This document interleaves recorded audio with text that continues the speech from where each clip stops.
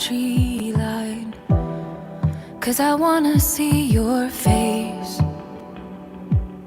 The mountains high and the valley steep, but you're waiting there in the clearing with fire in your eyes.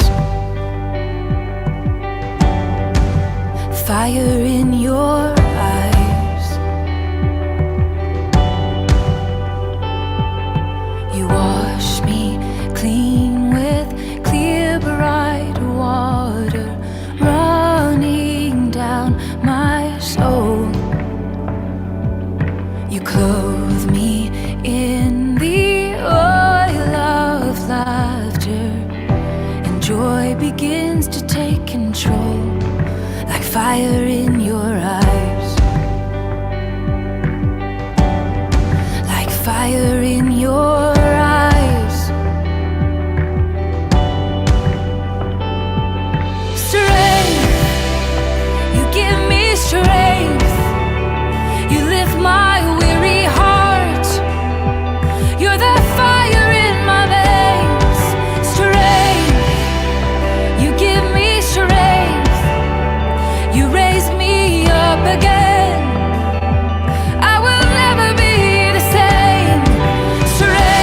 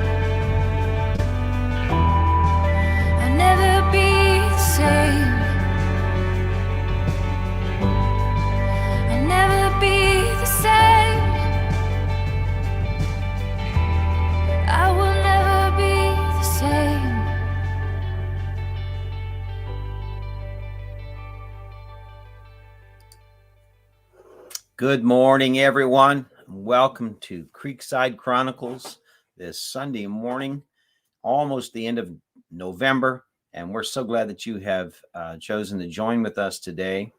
As I said in one of my comments, I'm feeling very strongly about this morning's word, and very excited to be able to share it with everybody.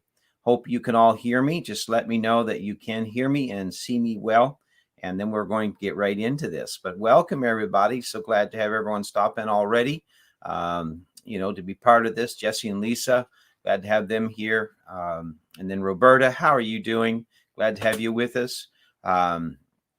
Do keep in mind the Butt Nugget homestead.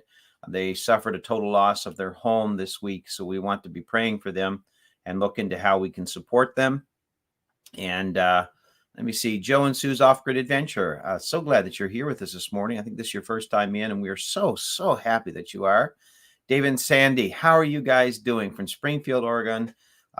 These are some wonderful people, been following us a long time. So thank you, David and Sandy. We do hope that everything is good out in Oregon. I hope I'm saying that right. Gary Tucker, good morning, my friend. And everyone else, Leo and Irene, good morning. How are you guys doing? Thank you so much for dropping by and leaving a thumbs up. We appreciate it so very much. And everyone else that is here, Rebel Canners, how are you doing? Been a while. We're glad that you're here with us. And Sam, how you doing, Sam? Thank you so much, Sam, for always giving. We appreciate it so very, very much. And it means the world to us. It really, really does. So thank you, Sam, for that. Good. Everyone can hear us. I want to get right into this. I hope you enjoyed the intro. I wanted to set the mood for where we're going to go. We're going to read some scriptures here, and it's Numbers 11. Numbers 11, and we're going to start with verse 11. Thank you, Roberta. We appreciate you so much. God bless you guys. Thank you so very much. It means the world to us. It really does. So thank you. Numbers 11 and verse 11 to 17. And this is a story concerning Moses after they've come out of Egypt, crossed the Red Sea, and now he's dealing with the weight of the world on his shoulders of leading 1 million Israelites that are quite a mess. Moses said unto the Lord, wherefore hast thou afflicted thy servant? And wherefore have I not found favor in thy sight, that thou layest the burden of all of this people upon me? So in his words, you can feel how heavy his burden is upon him. And he says, have I conceived all these people? He said, have I birthed these people? He's using a bit of sarcasm there. He's saying, I didn't birth them all. Have I begotten them, that thou shouldst say unto me, carry them in thy bosom, as a nursing father beareth the sucking child unto the land which thou swearest unto their fathers? And then he says this, and he's talking to the Lord here. He says, whence should I have flesh to give unto all these people? In other words, I don't have enough substance to give to them. For they weep upon me, saying, give us flesh that we may eat, because they're hungry. They're hungry. I'm not able to bear this people alone. That's what Moses said, because it is too heavy for me. Ever been there? Ever felt that way? The burden is just too much. If thou deal thus with me, kill me, I pray thee, out of hand. If I have found favor in thy sight, and let me not see my wretchedness. So you can feel the heaviness of his spirit, that he is literally saying, God, just kill me. I don't want to live anymore. I cannot deal with this burden any longer. And I'm sure there's people that'll be listening or watching this today. That's all right, Gary. That's fine. I understand, buddy. I know there's people that'll have to duck out today, early. I get that. We just appreciate everyone that comes by. But there will be people that hear this today, and this, you understand where Moses is coming from. The Lord said unto Moses, gather unto me 70 men of the elders of Israel, whom thou knowest to be the elders of the people, and officers over them, and bring them into the tabernacle of the congregation, that they may stand there with thee. And then the Lord says this to Moses, I will come down and talk with thee there. I will take of the spirit which is upon thee. I'll put it on them. They shall bear the burden of the people with thee, that thou bear it not thyself alone. So the Lord is saying, here's how I'm going to help you. Do this, and here's what I'm going to do for you. And then 1 Corinthians 10 and verse 13, it says, there hath no temptation taken you, but such as is common to man. But God is faithful, who will not suffer you to be tempted above that ye are able. But with the temptation, also he'll make a way to escape, that ye may be able to bear it. And so I want to simply talk to us this morning real quickly about this. I titled this, it's called Built to Last. Built to last. Life is tough by times. We know it. And it can tear you down. How many can say that? Say an amen right where you're at. And it can wear you out. I may not be able to hear you, but you type amen in there so I know you're listening. If you watch any films, movies, etc., and you watch those choreographed fight scenes where you see one guy surrounded by 10, and all of a sudden the one guy takes out the 10, and it's amazing, and it's like, but if you ever notice, they never all attack at once. It's choreographed that only one, maybe two attack at a time. The rest stand back and wait their turn. Wouldn't that be awesome if real life was like that? Real life, the way real life is, all 10 things would hit us at once. We are our own worst critics. We never think we have what it takes to make it. I want to get into this a little bit. Hebrews 11, verse 7, it says, by faith, Noah built a boat. And you have to know, hello, Tom and Rhonda, good to have you guys here. And you have to know that when Noah built that boat, God had more confidence in Noah than Noah had in himself.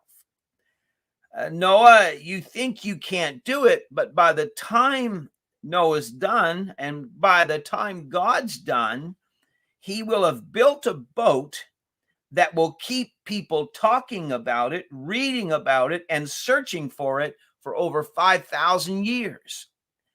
Aircraft carriers have sunk. Cruise ships will sink. The Titanic sunk. Fishing boats will sink. But I have not given you, God said, a blueprint to build something that sinks in its very first storm. As a matter of fact, during this time, it'll be the worst storm that Noah ever saw, or that mankind will ever see. But God, my chair's falling apart on me here, but God promises them that that boat will not sink. The world will be drowned, but not that boat. People will disappear, but not that boat. Land shall be swamped by the waters of the deep, but not the boat, not the ark. Because God said, I haven't designed it to sink. I haven't created it to run aground and be destroyed and crushed on a reef or a sandbar. It's my design, God said. It's my plan. And it's his handiwork. But he said, excuse me, I'll guarantee you this. He said, it'll be tested, but it'll never go under. It'll be tossed, but he said the tossing won't sink it. It'll be dark, but the darkness won't swallow it up. It'll get wet, but it'll never leak. It may make you seasick, but you won't die from it. And Noah, you're going to be ridiculed, you're going to be laughed at, you're going to be provoked, and you're going to be mocked. because it's never rained before ever in the history of the earth. He lives in a desert. He's building a boat in the middle of the desert where there's no water, and it has never rained. The Bible said that the ground was watered by the dew. So no one will understand what Noah is doing. But God says, you build it, and you won't die in the storm that's about to come. You won't sink and drown under the crashing waves. The thunder will shake you. The lightning may scare you, Noah, but I promise you this, you're going to make it, because it's my plan, God said, and you're not alone. Therefore, you can do this. I've built you, Noah, to survive the storms. I've put you in a boat that'll ride over the waves. And when you're feeling weak and when you are limited in your faith, Noah, I'm strong. When you can't hold your hands up, I'll send somebody along that'll help you do it. And he says, you have to know I can do this. And to start this morning, right where you're at, you need to, I don't know what everyone's going through, but I know this, you need to start looking around at people this morning. Look at your wife, look at your spouse, your kids, whatever. And you've been going through it, but you need to look at them and say, you know what? We can do this. I can do this. We are going to make it through this. It's not going to kill me because we are built to last. I'll come through it. God will restore us. God will help us. He will get us off this mess. I can do all things through Christ. The key is you either have to put on Christ or you put on you, but you can't do both.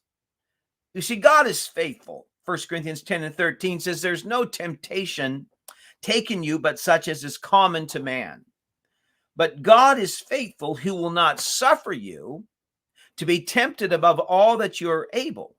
But with the temptation, he will always make a way of escape that you will be able to bear it. You see, God is faithful. We are not always faithful, let's be honest, but God is. You will be able to bear it. Trust me. You need to tell your neighbor this. You can take this. I can take this. We can make it through this. Now, this may scare us a bit. It may make us a bit sick, and it may weight us down and worry us, but it won't sink us because we're built to last. After all, you're made in the image of God. His image. Now you look at his image. His image parts the oceans. His image walks on water. His image calms raging storms. His image rises above. It doesn't sink beneath. His image takes ships covered by crashing waves in superstorms and still sails them to the other side of the sea. In Mark 4:37, there's a little story of the disciples there. And the disciples are out on the Sea of Galilee. The Lord is watching them from the mountainside. And it says this in Mark 4:37, that the waves were crashing down upon the boat that the disciples were in. And then if you read 4:37 of Mark, it says this. It says, until the ship was full. Full. Don't miss that little word. Full. That means that little boat that they were in, that little fishing vessel, the storm was so bad that it literally filled that boat with water. Now, my question to you folks is this. If you're on the sea, if you're out fishing and your boat is full of water, should it not have sunken by then? Just curious. Because the last time I looked, boats that were full of water sunk. But in this case, it doesn't say that. It says, though the boat was full of the evidence of a storm, it still couldn't sink that boat. And then Jesus came to them and they got to the other side. Actually, Jesus was on board on that occasion. He was asleep, it says, in the boat. and they woke him up for fear of their life. And Jesus just stood up and calmed the storm. But isn't it amazing that though the boat was full of water, it never sank? Because when you've got God on board, it doesn't matter how much storm is upon you, God will ultimately have the final word. And so you have to know, I can do this. I'm not alone because I am made in his image. And that image that you and I are made in gives us power. Now, if you think the God of heaven knew exactly what the ark needed to stay afloat, okay, and he designed that ark with such intricate ability and strength, he's the grand craftsman. He knew how to keep that boat afloat. He knew how to build it so that it would never, ever topple over or sink. So if he knew how to design a boat, then my friends, how much more do you think he put into the blueprints of designing you? If he spent that much time on a boat without a soul, without a spirit, without being made in his image, he looks at you and I, made in his image. The only thing that in creation he looked at and called it great. How much more do you think he put into the blueprint of you and I so that you and I won't sink, so that you and I won't be destroyed on the reefs of life, so that when the waves crash down on us, no matter how full it may make the boat look, there's still God in us, the hope of glory. You see, you have to look at how we're made. Just bear with me for a minute. Our body, look at the blueprint of how we're made. Our body heals itself. It eradicates bacteria, It reproduces by a miracle. It sees, we hear, we smell, we taste, we touch, we run, we walk, we swim, we crawl. We have a digestive system, a respiratory system, a circulatory system, a musculoskeletal system. We have a nervous system. There is between 650 to 850 different muscles. There's approximately 50 trillion cells. There's an estimated 100 billion neurons in your brain right now. And I know you may look at some and say, I don't think so. There are 40 different parts of your eye. The eye inverts an image, and the left side of what we see ends up on the right side of our brain. It brings into focus a picture in front of you or a star thousands of light years away. All 40 separate and distinct parts of your eye work simultaneously to create vision. It takes 26 muscles to smile, but it takes 62 muscles to frown. And there are some that are working the frown more than the smile. And that's just the beginning of how we're made. Your heart beats an average of 72 beats a minute. That's 4,320 beats an hour. That's 103,680 beats per day. That's 37,843,200 beats per year. That's amazing. Amazing. Your heart pumps 2,000 gallons of blood a day, 60,000 gallons of blood a month, and 720,000 gallons of blood a year.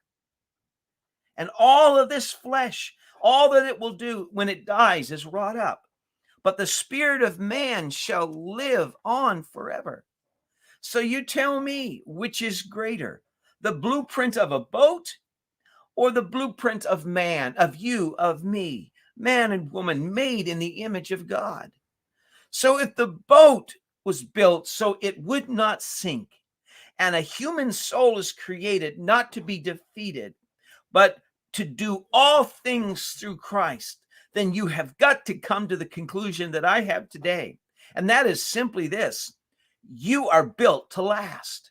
You're not built to crumble under pressure. You're not built to give up and die. You're not built to dig a hole and jump in it. You're not built to hang your head low and say, woe is I. You're not built to do that, but you are built and destined for great things.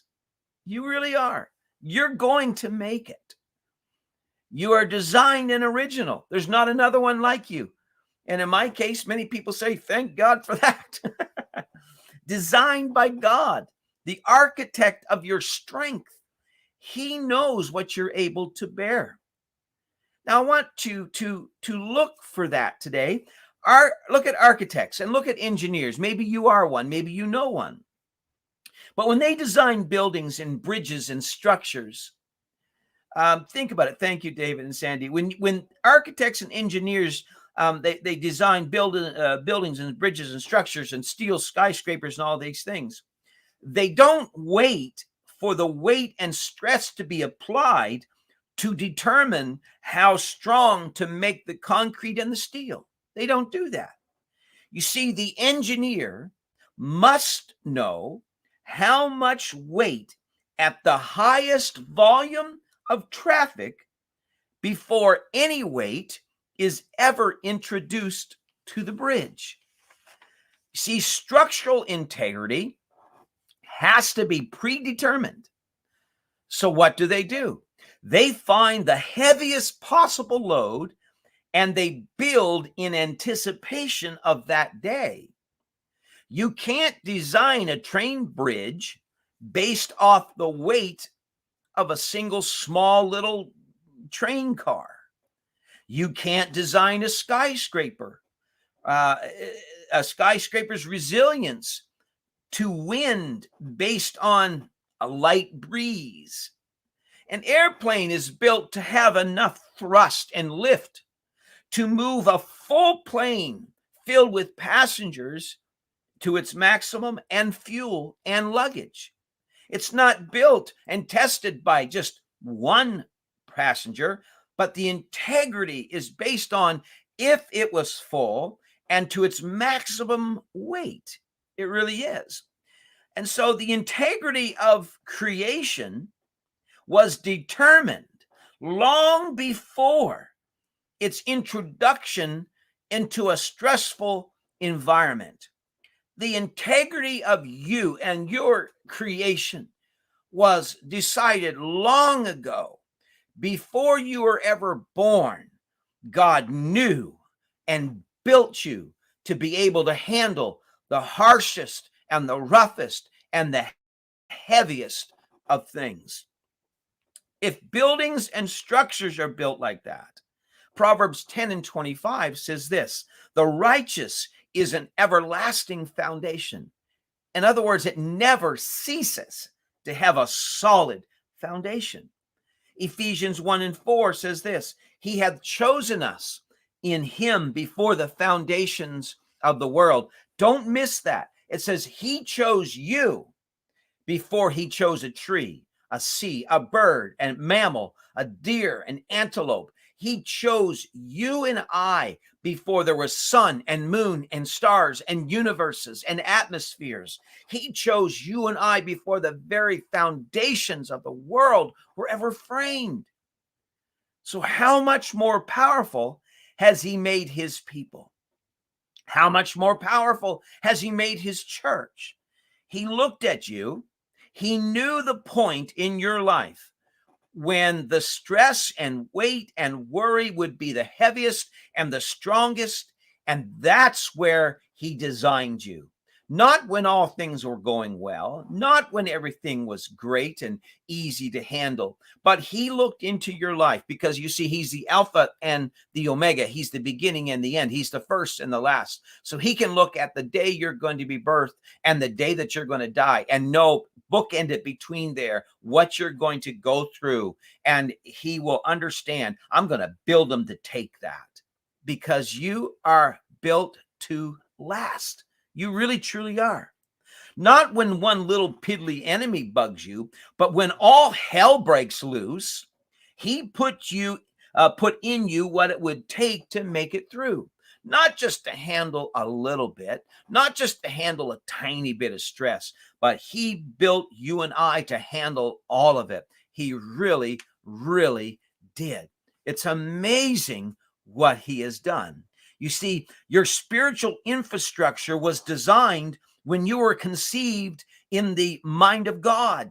He didn't wait for you to come in existence. He doesn't wait and see what you're going to do with your life. No, he put in you and I the DNA to survive, to make it, to be strong.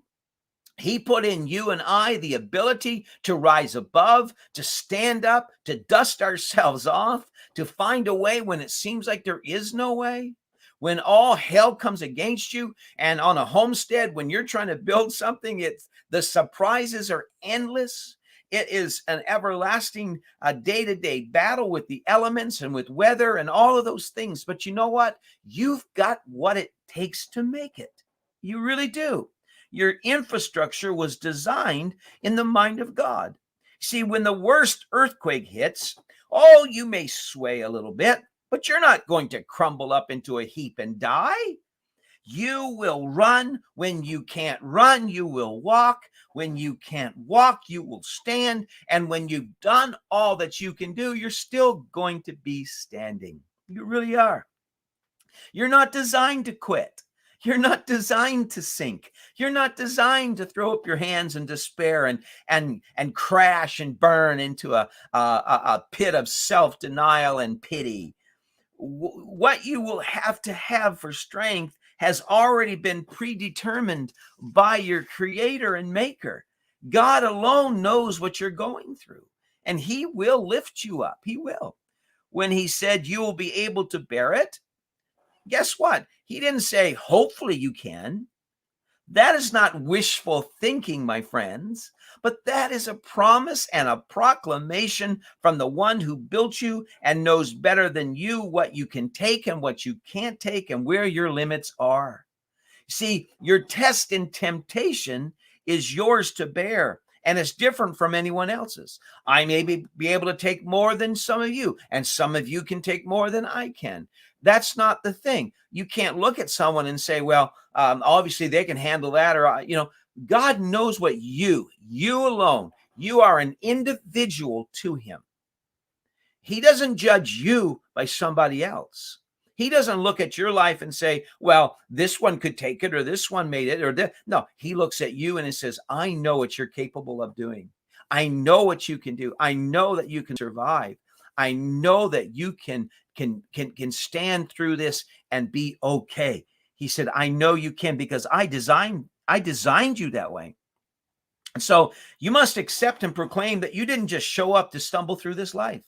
No matter where you're at today, no matter where you're sitting, standing, what homestead you're on, what apartment you're in, what city you live, that doesn't matter. You're not there just to stumble aimlessly through life. You're there with a purpose, and you're there with a reason, and with strength, with intestinal fortitude that he designed in you, so that you can take life by the horns, if you would, and say, you're not steering me. I'm steering myself through this with the help of God, because I know what's in me for strength. So when the challenges lay at your door, you can pick them up like the morning paper, read through them and say, all right, here's what we're going to do, and here's how we're going to do it. You have what it takes, because God has built you to last. Yes, he has. I want you to look at Lazarus for a quick moment here. Look at his life. He's dead, and he's all wrapped up in the grave cave. He's died. All those things have taken place. And his Mary and Martha, his sisters, they said, if Jesus, if you'd been here, our brother would not have died. And so you look at that story in the scriptures, and Lazarus, he's totally covered up in the grave. He's dead. He's gone. All of those things. He's been dead 4 days. So he's gone. And then the Lord shows up. Here he is. He walks up to the door of the grave cave, and he says, Lazarus, come forth. Now you got to remember, Lazarus, he's wrapped up in all the clothes of the grave, the shroud that they cover them in and bury them in and wraps them up tight and all that stuff. That's how he is. he's dead and gone. Spirits left him, all those sort of things. But the Lord walks up to him, hollers into the grave cave and says, Lazarus, come forth. Now you got to understand, he's been dead. He's wrapped up, covered up. And he stinks, to be quite honest. Surely he stinketh. You know what I'm saying? Yeah. It's not cold there. It's warm there most of the time. And surely he stinketh. But aren't you glad? I'm glad that the stink doesn't stop God. Because there's a lot of stink in life sometimes.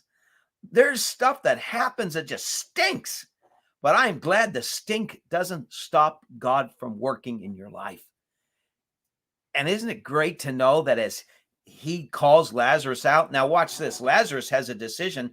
All of a sudden, I'm not dead. I'm alive.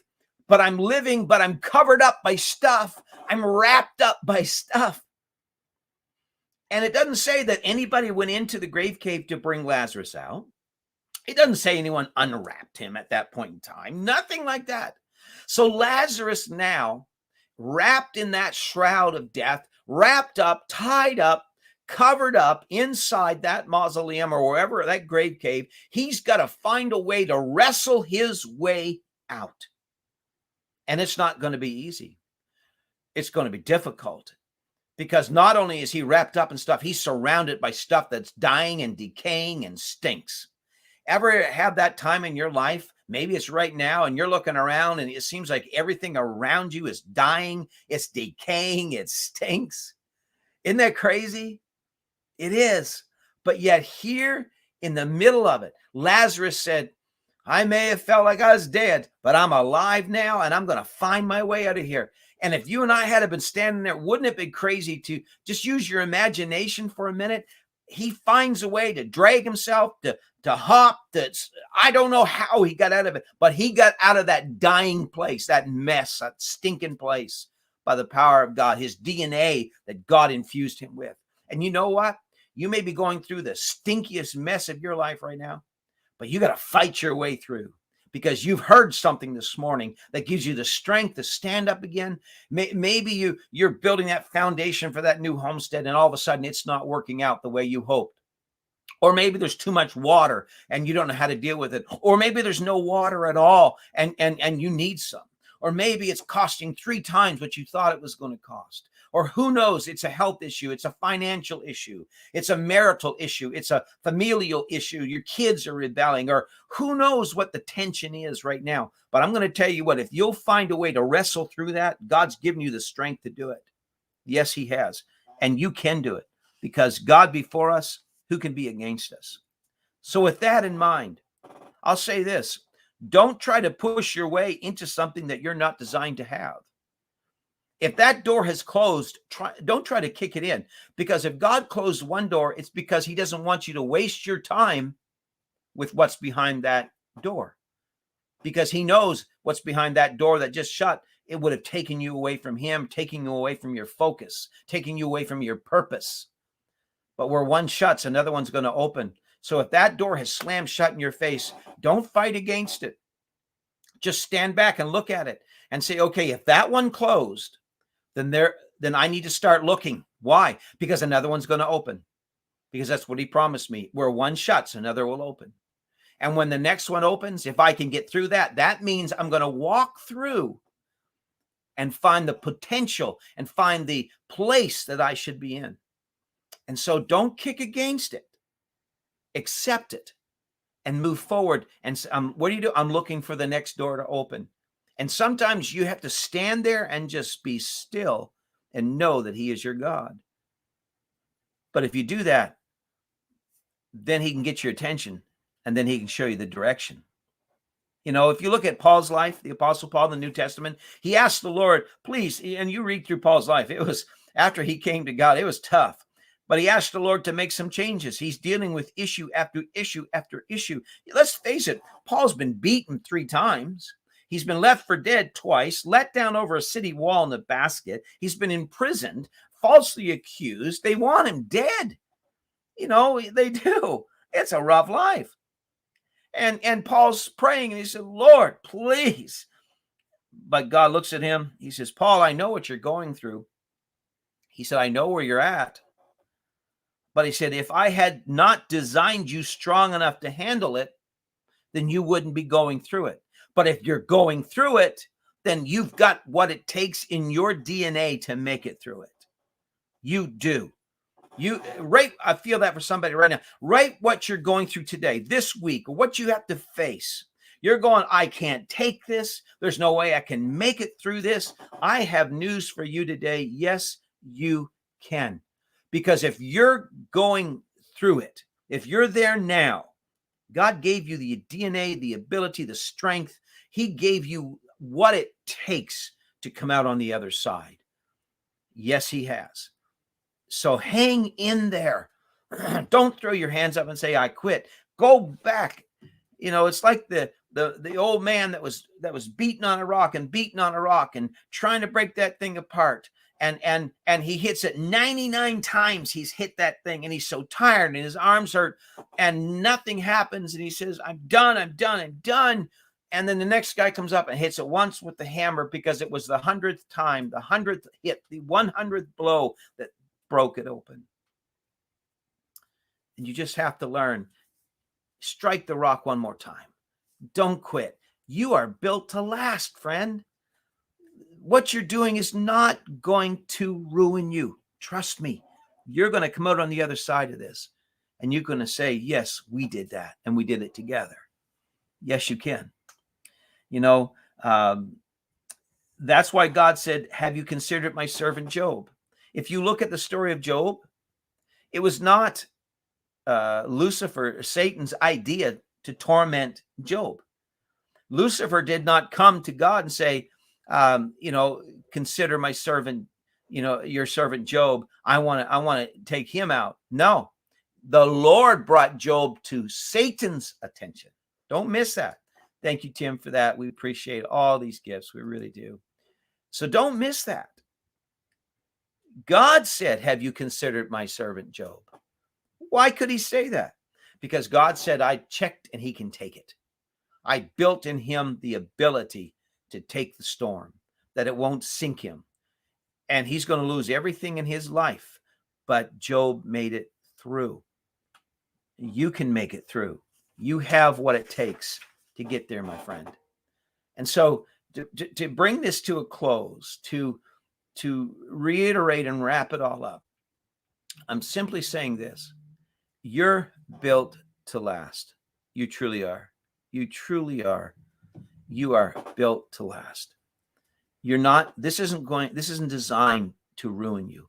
If you let it ruin you, that's your choice. Or you can stand up today and you can say, you know what? I'm going to dust myself off and I'm going to find out I'm going to do this. I feel so bad for these folks about Nugget Homestead that lost their entire homestead. That is, I can't imagine what that must, it's just horrible. It really, truly is. It's horrible. And the pain, all of it. I can remember in Joplin, Missouri in 2011 when the F5 tornado came through and our entire city was destroyed. We lived there. The entire city was destroyed. I pastored a church at the time and everything was gone. Everything was destroyed. But I watched that city as we all came together, and there was 260 plus people that died in that. And it was so traumatic. People to this day struggle with the PTSD of that. It was tough. And I think 2011 in our life, my wife's sitting here, I just looked at her. 2011 in our life was probably the hardest year of our life. We faced that tornado. We nearly lost both of our daughters. You can't imagine. And I came out of it with some PTSD. I came out of it with some struggles. I came out of it with a lot of, wow, but I also came out of it with a testimony that says, I can do this and you can too. And so to these folks, the Butt Nugget Homestead that lost everything, we're going to pray and we're going to encourage them. But if they could hear this today, I would say to them, I know it's tough. It's devastating. And you're going to cry. You're going to feel hopeless. You're going to feel sick to your stomach. You're going to feel weak. You're going to feel like, where do you even begin? And where do you even start over? But they're going to start seeing how God begins to work, and God's people begin to work, and this community begins to work and restore their hope in humanity and their faith in God, and restore their life and restore those things that they've lost, because we're built to last. We're not built to quit. We're not built to fail. We're not built that way. We're not built to retreat.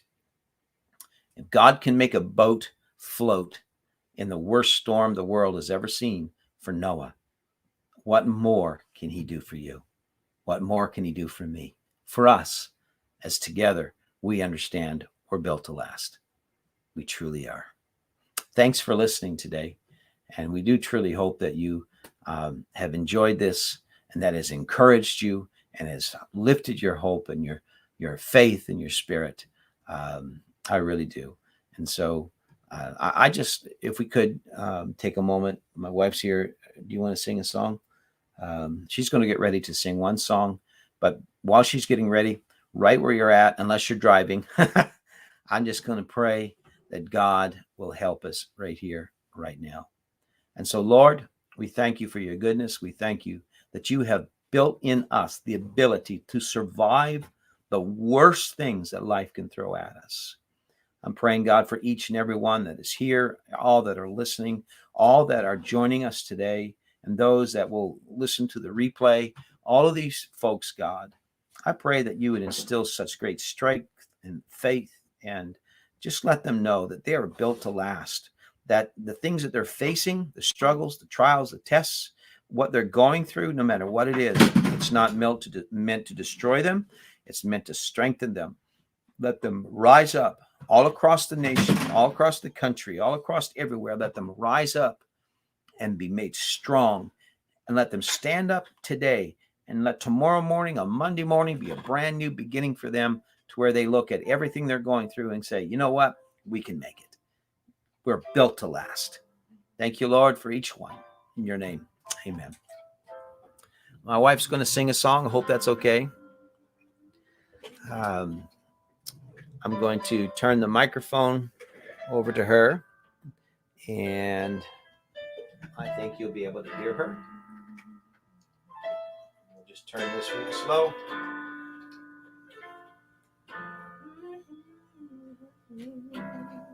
There we go. Use the microphone. You know my name. Oh, you know my name. Yes, you do, Lord. You know my name.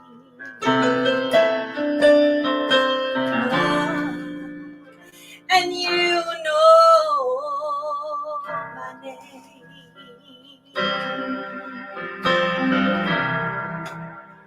And oh, how you walk with me.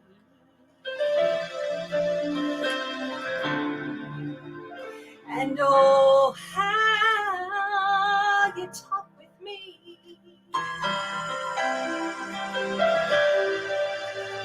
Oh, it still amazes me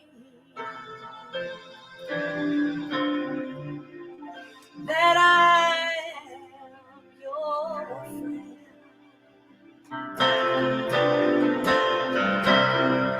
Oh, and you know my name. Yes, you do, Lord. You know all our names. You know my name. And you know my name. Oh, how you walk with me.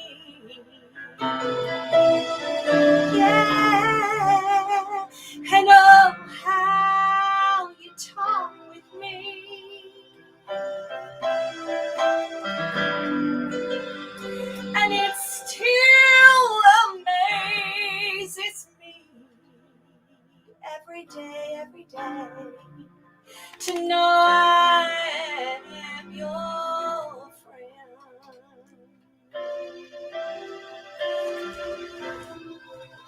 He knows us. There's a song going through my mind right now, and I hope you don't mind. I know we've been 51 minutes, but would you allow her to sing one more if you would stick with us just for a couple more minutes? There's a song by the Crab Family, He Never Promised. And I just feel like let's sing that for everybody today and let it minister to you as we close out this today. And I'm sorry, I know I've been 51 minutes, but just what can I say? Many times I question certain circumstances. Thank you, Sam. And things I did not understand. And many times in trials, weakness blurs my vision, and my frustration gets so out of hand. But it's then I am reminded I've never been forsaken. I never had to stand one test alone.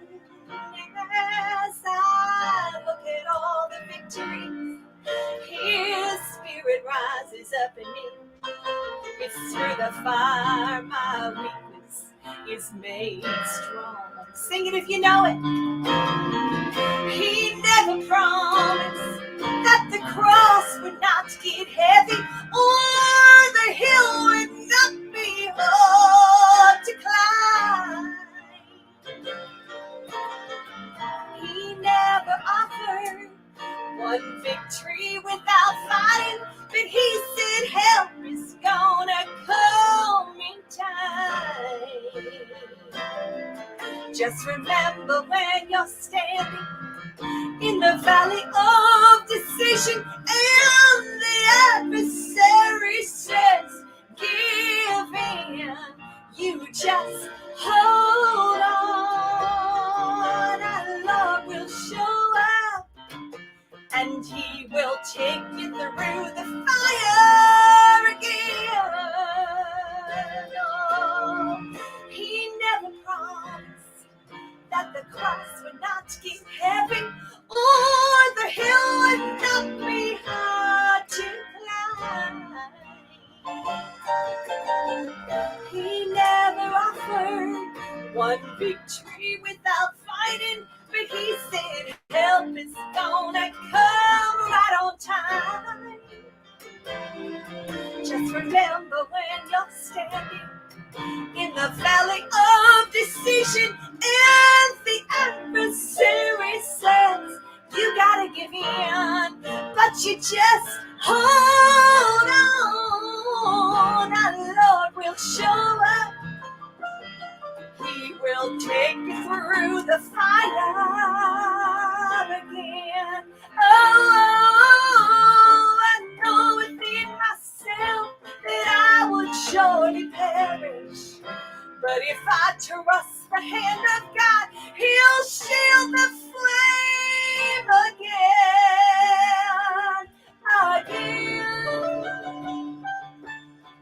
He never promised that the cross would not get heavy or the hill would not be hard to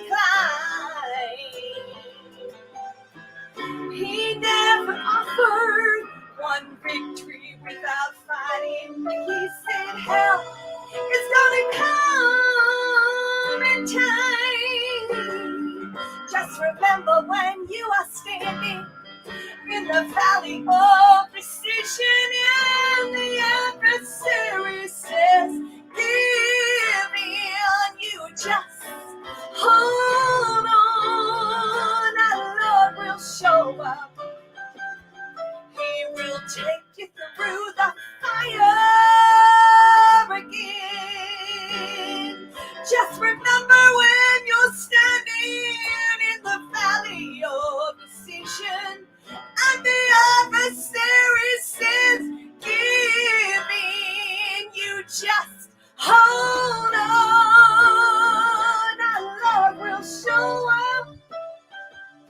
He will take you through the fire again.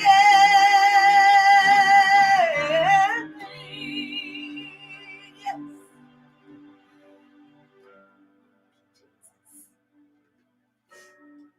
Well, thank you everyone for being here. It has been really good today, and we appreciate so many folks that have joined us. This has been the most we've had in here in Creekside Chronicles ever. We've got a lot of new folks We've got in a here lot today. of new folks. Mel and Gary, thank you so Yes, much. thank you. I know you guys have your hands full there in Arkansas with everything you're doing, but we do want to say to Simple Life Reclaimed and everyone else, thank you so much for being here. Mike, Empty Homestead, Mike and Terry. I think I've seen Craig's Cabin and Dave and Sandy Gibson and all of the folks. Seed Faith. Yeah, Seed Faith Homestead. Okie Homestead, a whole bunch for in here today. and forgive me if we miss anybody. We just want to say thank you. Yes, thank you. Living Simple was in. Yes, John Sherry and Jesse. Thank you, Jesse, for being the mod father that you are. And everyone else, Sam, and everyone that gave, Craig, Crazy Ed's Homestead. Crazy just picked out a location and started building a house on his new property. That's awesome. Oh, awesome. Awesome. And everyone that keeps supporting us on our channel. And again, Creekside Maples is still where we're doing our lives and our Creekside Chronicles every Sunday morning. However, if you're just joining us for the first time, we have started a new channel, and it's called Maple Mill Acres. And we started that channel to kind of separate the lives and the spiritual side of things with Creekside Chronicles from our day-to-day daily homestead content. So if you don't mind, would you please come by Maple Mill Acres? That's our newest channel. We have two of them, and Maple Mill Acres. Can you stop by there, please, on your way out today, and just sub to that channel as well? Help us grow that channel and make that a really good channel as well. If some of you already have, and we appreciate that. Yes. But we just launched it. So if you could, that's Maple, Mill Acres. You can just type all one word, Maple Mill Acres, into the YouTube search bar, and it'll take you right there. And we're uploading content of the mill and the homestead stuff and the maple syrup and everything that we do here in the homestead. So again, if you're just in here and you're just hearing about this, we appreciate it. And do stop by the new channel if you would. God bless you all. We love each and every one of you. We love you all. And have we a hope great week. Yeah, have a great week. We hope that today has helped you, encouraged you, and anything you need for prayers or anything we can do to help you, just send us an email and we'll gladly do it. Absolutely. Because we love seeing each and every one of you succeed and do it with strength and encouragement and uplifting. And sometimes life can get you down. And if you're feeling like you just can't raise your head up any longer and you just would like to talk to somebody, just get a hold of us, creeksidemaples@gmail.com, and I would gladly spend time to help in any way we can. Okay? So take care, everybody. God bless you. God bless. And we shall see you right back here Tuesday night live, 8 o'clock. But look for new videos as well on Maple Mill Acres, our new channel. Take care, everyone. Bye-bye. God bless you all. Have a great week. Have a great Sunday and have a great week. Remember, love everyone. And you're built to last. You're built to last. God right. bless you.